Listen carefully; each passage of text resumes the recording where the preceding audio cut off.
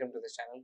तो यहाँ पे आज हम डिस्कस करने वाले हैं आपके साथ क्लास 12 का जो चैप्टर है इलेक्ट्रोमैग्नेटिक इंडक्शन, और उस पे बेस्ड कुछ प्रैक्टिस क्वेश्चंस 4 ऑप्शंस वाले हम डिस्कस करने वाले हैं। तो चलिए स्टार्ट करते हैं बिना किसी देरी के।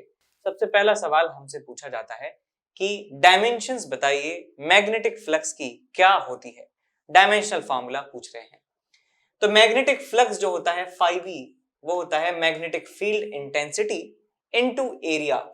इंपेरिकल फॉर्मूला है, यहाँ पे हम कह सकते हैं कि इन दोनों को मल्टीप्लाई करते हैं तो हमें फ्लक्स मिल जाता है। वैसे साथ में cos थीटा भी होता है, लेकिन cos थीटा क्योंकि एक रेशो है ट्रायंगल की दो साइड्स का बेस अपॉन हाइपोटेनस, तो इसका कोई भी यूनिट नहीं आने वाला है, कोई भी डायमेंशन इस cos थीटा की वजह से नहीं मिलने वाली है। क्या कह सकते हैं कि दिस क्वांटिटी इज डायमेंशनलेस एक क्वांटिटी है ये cos theta, because cos theta हमेशा जो है एक रेशो होगा दो साइड्स का बेस अपॉन हाइपोटेनस। बेस भी लेंथ है और हाइपोटेनस भी लेंथ है, तो it will be a dimensionless quantity. अब बात करते हैं मैग्नेटिक फील्ड की। मैग्नेटिक फील्ड कहां से आता है? हम जानते हैं कि फोर्स किसी मूविंग चार्ज पर होता है QVB, तो B को लिखा जा सकता है F अपॉन QV।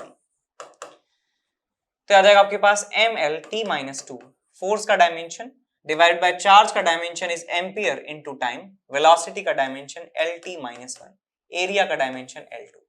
तो यहाँ T से T-1 चला गया, L से L चला गया, आपको मिल जाता है mL2T-2A-1।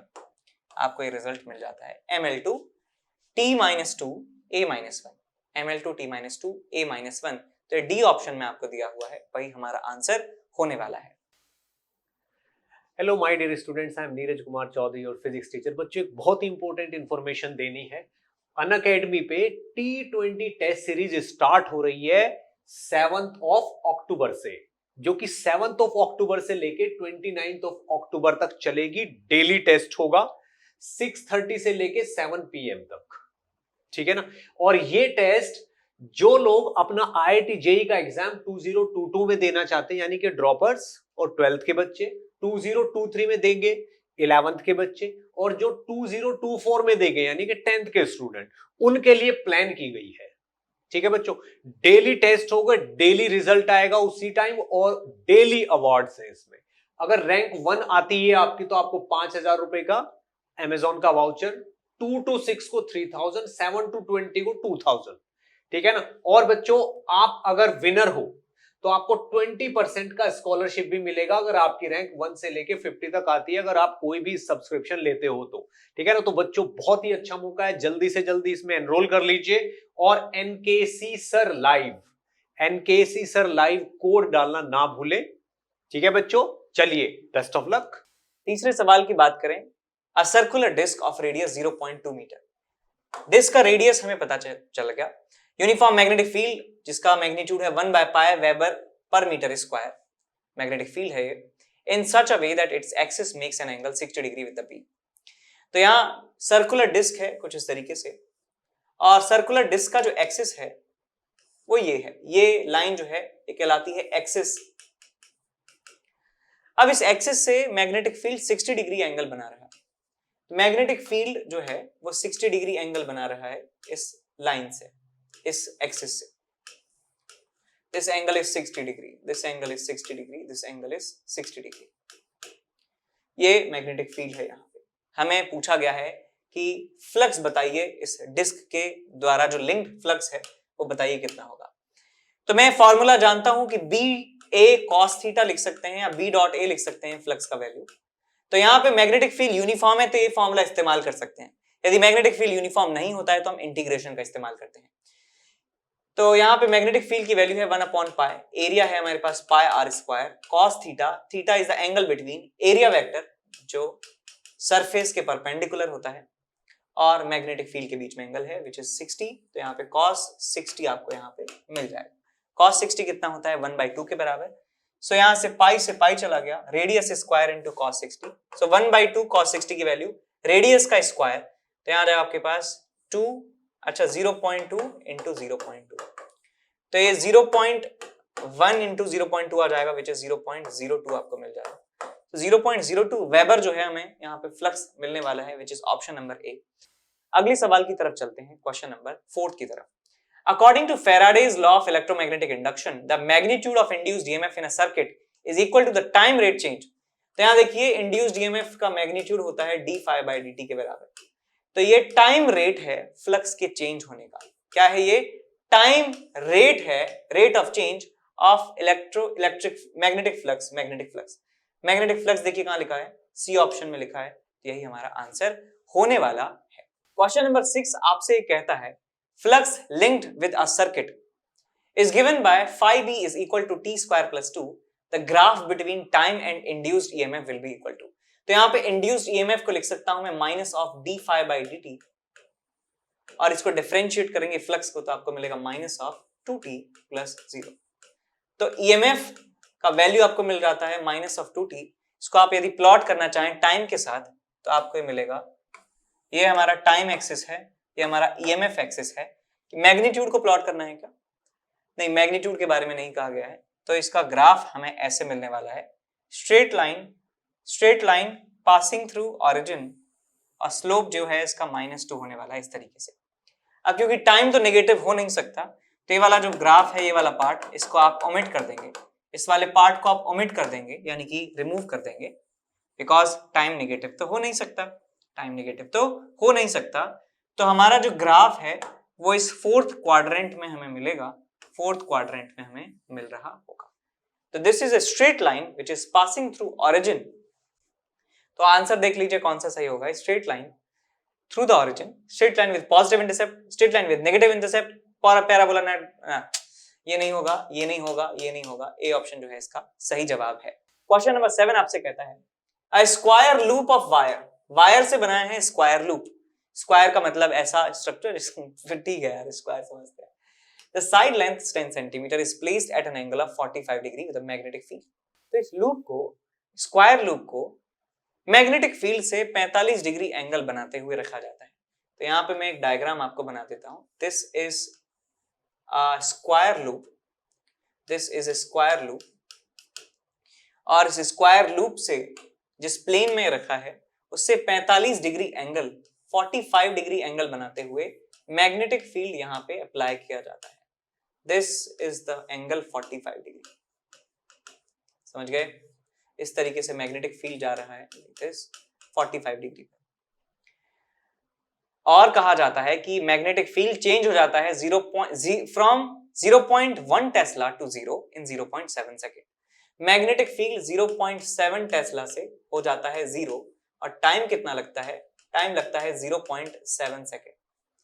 तो इंड्यूस्ड करंट बताइए कितना होगा? रेजिस्टेंस हमें दिया है 1 ओम के बराबर, तो हमें करंट बताना है कितना होगा। तो पहले करंट का फॉर्मूला लिखिए, पहले ईएमएफ का फॉर्मूला लिखिए।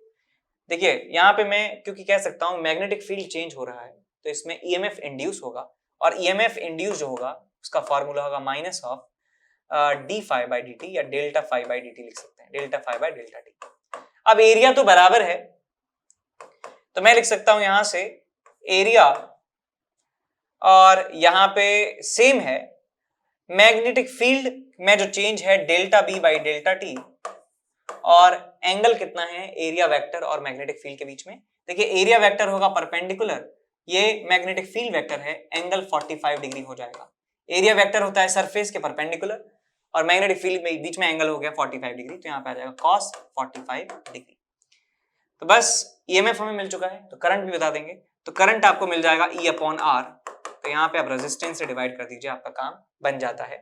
अच्छा माइनस और लगाना है, तो यहाँ पे आ जाएगा आपके पास minus of area. Area is 10 centimetre का स्क्वायर, सो 10 स्क्वायर 100, और 10 टू द पावर -4 आपको लगाना होगा, बिकॉज हम सेंटीमीटर से मीटर बना रहे हैं इसको। Resistance is 1 ohm. Delta B 0 minus 0.7 which is minus of 0.7 divided by time कितना लगा है, वो भी 0.7 लगा है। अच्छा नहीं, यहाँ पे गलती कर दी मैंने कि 0.1 टेस्ला से ये चेंज होता है, तो यहाँ पे 0.1 आपको लिखना होगा। ये 0.1 है यार, 0.1 टेस्ला इंटू cos 45 कितना हो जाएगा 1/√2 के बराबर। अब इस मैस को आपको सॉल्व करना है। एक माइनस से एक माइनस कैंसिल आउट होगा, डेसिमल से डेसिमल चला गया और आपको यहाँ पे क्या मिल जाता है, मिली एम्पियर में दिया है। तो पहले आप एक काम करिए, इसको 10 टू द पावर -2 लिख दीजिए। तो मैं इसको लिखूंगा 10/7√2 मिली एम्पियर। मैं इसको लिख सकता हूँ, करंट को लिख सकता हूँ इतना 10/7√2। ऑप्शन अभी भी पता नहीं चल रहा। सो 10/7 इंटू 1.414 होता है, √2 को मैंने 1.4 लिख लिया लगभग, तो ये होता है 9.8। सो 10/9.8 मिली एम्पियर आपको मिल रहा है। अप्रोक्सीमेट वैल्यू है, इसको अप्रोक्सीमेटली 1 मान सकते हैं। तो 1 मिली एम्पियर जो ऑप्शन है उसे आप टिक कर सकते हैं, option number A. Option number A हमारा सही आंसर हो जाता है। अब अगले सवाल की तरफ चलते हैं, जो है question number 8। Lenz law of electromagnetic induction corresponds to the law of conservation of energy, of course। Conservation of energy को बताता है। लेंज लॉ क्या होता है कि जो डायरेक्शन बताई जाती है, ईएमएफ का डायरेक्शन बताया जाता है, किस डायरेक्शन में इंड्यूस होगा ईएमएफ, किस तरह से पोलैरिटी उसकी होने वाली है, वो एनर्जी कंजर्वेशन पे बेस्ड होता है। यदि हम लेकर जाएंगे पास में, फ्लक्स में हम बढ़ोतरी करते जा रहे हैं, तो फ्लक्स को कम करने के लिए ईएमएफ इंड्यूस होगा वहां पे। और यदि हम फ्लक्स को कम कर रहे हैं, दूर ले जा रहे हैं किसी लूप को, तो फ्लक्स में नेट फ्लक्स बढ़ाने के लिए उसमें करंट जो है इस तरह से इंड्यूस होता है। तो ये बेसिकली जो एक्सटर्नल एजेंट है जो इन लूप के बीच में रिलेटिव मोशन करवा रहा है, इन फ्लक्स को जो चेंज कर रहा है एक्सटर्नल एजेंट, उसकी एनर्जी ही बेसिकली ईएमएफ की फॉर्म में इंड्यूस हो जाती है। ये इसके पीछे लॉजिक होता है। तो एनर्जी कंजर्वेशन इसका फंडामेंटल बेसिस है, इसका कंजर्वेशन ऑफ एनर्जी। अगले सवाल की तरफ चलें, क्वेश्चन नंबर 9। क्वेश्चन नंबर 9 कहता है the north pole of a long horizontal bar magnet is being brought closer to the vertical conducting plane. तो हमारे पास एक वर्टिकल कंडक्टिंग प्लेन है। ऐसे मान लीजिए, मैं इसको ऐसे वर्टिकल का है तो वर्टिकली मानते हैं, दिमाग अपना नहीं लगाते हैं। तो वर्टिकल प्लेन मैं यहां पे बना देता हूं, लाइक दिस। इस वर्टिकल प्लेन में north pole brought closer to a vertical plane, north pole, एक मैग्नेट है हमारे पास जिसका नॉर्थ पोल यहाँ है, साउथ पोल यहाँ है, इसको इस प्लेन के नजदीक लाया जाता है। तो आप समझ गए क्या कहना चाह रहे हैं। मैं आपको दिखा भी देता हूँ डेमोन्स्ट्रेट करके। यहाँ आपके सामने एक व्हाइट शीट है और व्हाइट शीट को समझ लीजिए कि एक वर्टिकल प्लेन है और इसे आप बार मैग्नेट मान सकते हैं। ये इसका नॉर्थ पोल है। तो नॉर्थ पोल को इसके पास में लाया जाता है, इस तरीके से नॉर्थ पोल को इसके पास में लाया जाता है। तो होगा क्या, आप एकदम फंडामेंटल तरीके से सोचिए कि मैग्नेटिक फील्ड लाइंस जो हैं कैसी होती हैं, इससे नॉर्थ से आती हैं, साउथ से अंदर आती हैं, लाइक दिस। और ये साउथ से अंदर जा रही हैं फील्ड लाइंस और नॉर्थ से जो है बाहर निकल रही हैं, लाइक दिस।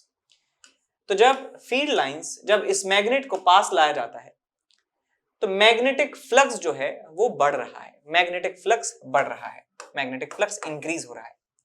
तो इस लूप में ऐसे करंट प्रोड्यूस होता है, ऐसे करंट प्रोड्यूस होता है जिससे जो नेट मैग्नेटिक फील्ड है वो कम हो सके। देखिए, इस मैग्नेट की वजह से मैग्नेटिक फील्ड ऐसा है, तो इंड्यूस्ड, और ये बढ़ रहा है, और ये बढ़ रहा है, कह सकते हैं फ्लक्स बढ़ रहा है, यानी इसको हमें कम करवाना है।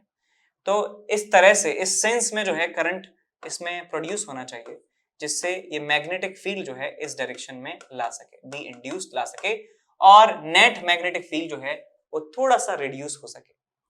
तो हम कह सकते हैं यहां से देखने पर एंटी क्लॉकवाइज सेंस हमें नजर आ रहा है। तो एंटी क्लॉकवाइज सेंस में हमें यहाँ पे प्रोड्यूस होगा इंड्यूस्ड करंट। तो यहाँ पे डी ऑप्शन जो है आपका सही हो जाता है। एक बात और मैं कहना चाहूंगा यहाँ पे कि हमें एक बार ऑब्जर्वर की लोकेशन भी बतानी चाहिए थी कि कहां से ऑब्जर्व किया जा रहा है। वैसे समझ में आ रहा है कि यार हम इधर से ऑब्जर्व कर रहे हैं, लेकिन कोई यदि पीछे से इस पूरे फिनोमेना को ऑब्जर्व करेगा तो उसके लिए एंटी क्लॉकवाइज का मतलब क्लॉकवाइज हो जाएगा। यहाँ का एंटी क्लॉकवाइज पीछे वाले ऑब्जर्वर के लिए क्लॉकवाइज हो जाने वाला है। तो थोड़ा सा यहाँ पे क्लैरिटी होनी चाहिए थी, बट ठीक है, एंटी क्लॉकवाइज हमारा आंसर आ गया।